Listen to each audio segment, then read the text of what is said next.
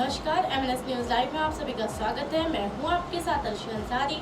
आइए देखते हैं आज की कुछ खास राजनीतिक की खबरें। लोकतंत्र नहीं, कांग्रेस का वजूद खतरे में है, जेपी नड्डा। बीजेपी के फेंके टुकड़े पर एकनाथ शिंदे निर्भर, संजय राउत का तंज।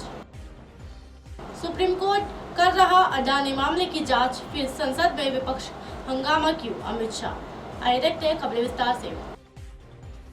लोकतंत्र नहीं, कांग्रेस का वजूद खतरे में है। जी हाँ, चुनावी हार गिनाते हुए नड्डा ने राहुल गांधी को घेरा। कांग्रेस के पूर्व राष्ट्रीय अध्यक्ष राहुल गांधी के द्वारा ब्रिटेन में दिए गए विवादित बयानों पर भारत की सियासत गर्मा गई है। जी हाँ, भाजपा और कांग्रेस ने इस मामले पर तलवारें खींच गई है। इस बीच भाजपा के राष्ट्रीय अध्यक्ष जेपी नड्डा ने शुक्रवार यानी 18 मार्च को कहा कि लोकतंत्र नहीं, कांग्रेस पार्टी खतरे में है। जी हाँ, बता दें कि राहुल गांधी ने ब्रिटेन में आरोप लगाते हुए कहा था कि उन्हें संसद में बोलने नहीं दिया जाता। जी हाँ, माइक बंद कर दी जाती है। उन्होंने भारत में लोकतंत्र को खतरा में बताया था। जी हाँ, अब भाजपा प्रमुख जेपी नड्डा ने कांग्रेस नेता पर भारत की संप्रभुता को चुनौती देने का इल्जाम लगाया है। साथ ही उन्होंने जनता से ऐसे लोगों को चुनाव में सबक सिखाने का अनुरोध किया है। जी हाँ, नड्डा ने आगे कहा कि कांग्रेस जिस प्रकार से मानसिक दिवालियापन की तरफ बढ़ रही है वो निंदनीय और पीड़ादायक है। जी हाँ, कांग्रेस पार्टी इन दिनों जिस प्रकार की गतिविधियों में शामिल है और उनके नेता राहुल गांधी जो कर रहे हैं वो निंदनीय है। कर्नाटक में एक जनसभा को संबोधित करते हुए भाजपा अध्यक्ष ने दावा किया कि कांग्रेस नेता भ्रष्टाचार, कमीशन खोरी, अपराध किरण और बंटवारा राज करो की नीति में संलग्नित है। जी हाँ, उन्होंने अब सारी हदें पार कर दी है। राहुल गांधी ब्रिटेन जाते हैं और भारत की संप्रभुता पर सवाल खड़े करते हैं। जी हाँ, वो कहते हैं कि भारत में लोकतंत्र खत्म हो गया है। नड्डा ने कहा कि हाल ही में संपन्न विधानसभा चुनाव में नागालैंड को कांग्रेस को एक भी सीट नहीं मिली, मेघालय में 5 सीट और त्रिपुरा में 3 सीट मिली है। जी हाँ, इससे ये साबित होता है कि भारत में लोकतंत्र नहीं है बल्कि आपकी पार्टी कांग्रेस खतरे में है। जी हाँ, बता दें कि नड्डा मई में प्रस्तावित विधानसभा चुनाव से पहले पार्टी की विजय संकल्प यात्रा के तहत बेंगलुरु में एक जनसभा को संबोधित कर रहे थे। जी हाँ, जनसभा में कर्नाटक भाजपा प्रमुख नलिन कुमार कटील, राज्य के मंत्री आर अशोक बी श्रीरामुलु सहित अन्य लोग मौजूद थे। जी हाँ, इससे पहले दिन में नड्डा ने चलाकेरे और मोलाकल मुरु में रोड शो किया था। बीजेपी के फेंके टुकड़े पर एकनाथ शिंदे निर्भर। जी हाँ, सीटों के बंटवारों की चर्चा पर संजय राउत का तंज। 2014 चुनाव के वक्त सिर्फ एक सीट की वजह से बीजेपी और शिवसेना का गठबंधन टूट गया था। जी हाँ, क्योंकि बात स्वाभिमान की थी। इनका कोई स्वाभिमान नहीं है, ये बीजेपी के फेंके हुए टुकड़ों पर जी रहे हैं। जी हाँ, आज बीजेपी 40-50 सीट देने की बात कर रही है, कल 5 सीट की बात करेगी, ये उस पर मान जाएंगे। जी हाँ, इनको मानना पड़ेगा। संजय राउत ने इन शब्दों में एकनाथ शिंदे की शिवसेना पर कटाक्ष किया है। जी हाँ, वे बीजेपी प्रदेश अध्यक्ष चंद्रशेखर बावनकुले के बयान पर अपनी प्रतिक्रिया दे रहे हैं।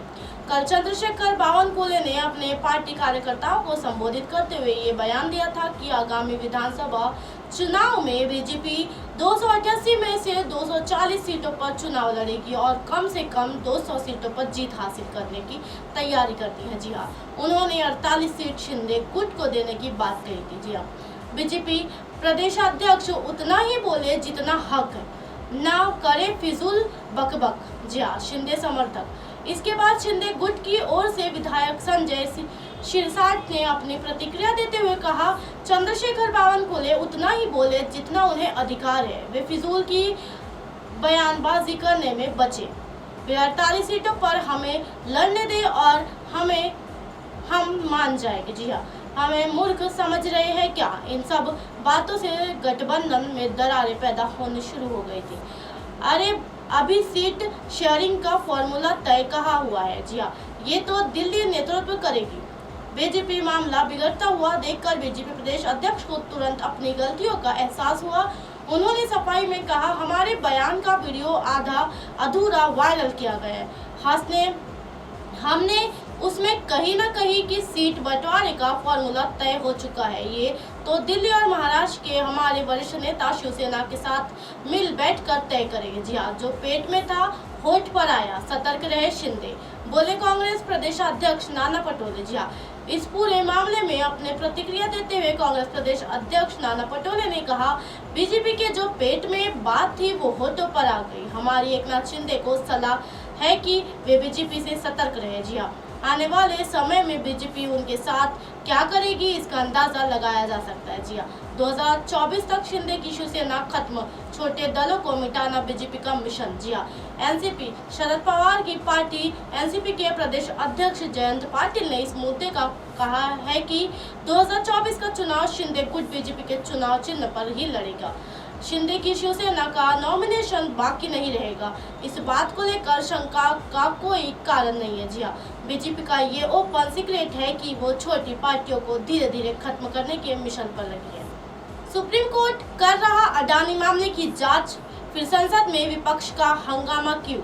अमित शाह ने तोड़ी चुप्पी। जी हाँ, देश में अडानी हिंडलबर्ग मामले पर विपक्ष का हंगामा सड़क से संसद तक जारी है। जी हाँ, जिसका चलते संसद की कार्रवाई लगातार बाधित हो रही है। हालांकि सुप्रीम कोर्ट ने एक्सपर्ट कमेटी का गठन कर अडानी मामले की जांच शुरू कर दी है। जी हाँ, लेकिन विपक्ष इससे संतुष्ट नहीं है और सांसदों से इसकी जांच कराए जाने की मांग कर रहा है। जी हाँ, अब इस मामले पर केंद्रीय गृह मंत्री अमित शाह ने चुप्पी तोड़ी है।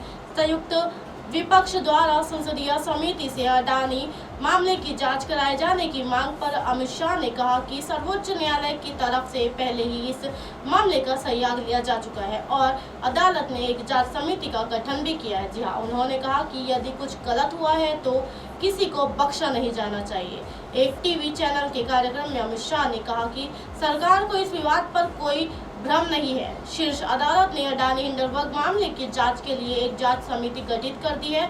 अब लोगों को न्यायिक प्रक्रिया पर विश्वास करना चाहिए। जी हाँ, गृह मंत्री ने कहा कि यदि किसी के पास इस मामले से संबंधित सबूत है तो उसे शीर्ष अदालत की कमेटी में समक्ष पेश करना चाहिए। जी हाँ, केंद्रीय गृह मंत्री ने आगे कहा कि यदि कुछ गलत हुआ है तो किसी को नहीं बख्शा जाना चाहिए। उन्होंने कहा कि भारतीय प्रतिभूति और विनियम बोर्ड पहले ही सर्वोच्च न्यायालय को बता चुका है कि वो इस मामले की जांच कर रहा है। वही कार्यक्रम में केंद्रीय गृह मंत्री अमित शाह ने कहा कि भाजपा नीत राष्ट्रीय जनतांत्रिक गठबंधन साल 2024 में भी सरकार बनाएगी और नरेंद्र मोदी लगातार तीसरी बार देश के पीएम मोदी बनेंगे। उन्होंने कहा कि मोदी सरकार के आने के बाद 3 महत्वपूर्ण मुद्दे जम्मू कश्मीर, पूर्वोत्तर और नक्सली समस्या को मोटे तौर पर सुलझा लिया जाएगा।